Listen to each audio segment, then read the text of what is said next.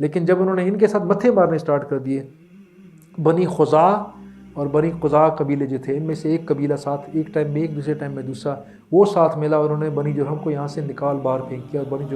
جرہم جو تھا وہ نکل کے یمن میں اور کچھ اوپر فلسطین کے علاقے میں جا کے آباد ہوا۔ لیکن جاتے جاتے انہوں نے ایک کارنامہ اور فرمایا کہ چونکہ خانہ کعبہ کی ساری تولیت ان کے ہاتھ میں تھی، تو انہوں نے جو زمزم کا کنواں تھا اس کے اندر، خانہ کعبہ کے اندر جتنے سونا چاندی زیورات وغیرہ پڑے تھے، کافی مال و متاع ہوتا تھا، سارا ادھر سے نکال کے اس کے اندر پھینکا، ساتھ لے جا نہیں سکتے تھے کیونکہ راستے میں پھر پکڑے جانا تھا، اس کے اندر پھینکا اور اوپر سے کنواں بند کر دیا، اور یہ سینکڑوں سالوں تک یہ بند رہا، کم از کم 4 پشتوں تک، اس لیے کہ یہ جو معاملہ ہوا ہے یہ قصی کے ٹائم ہوا ہے۔ قصی کا بیٹا عبد المناف کا بیٹا ہاشم، اور ہاشم کے بیٹے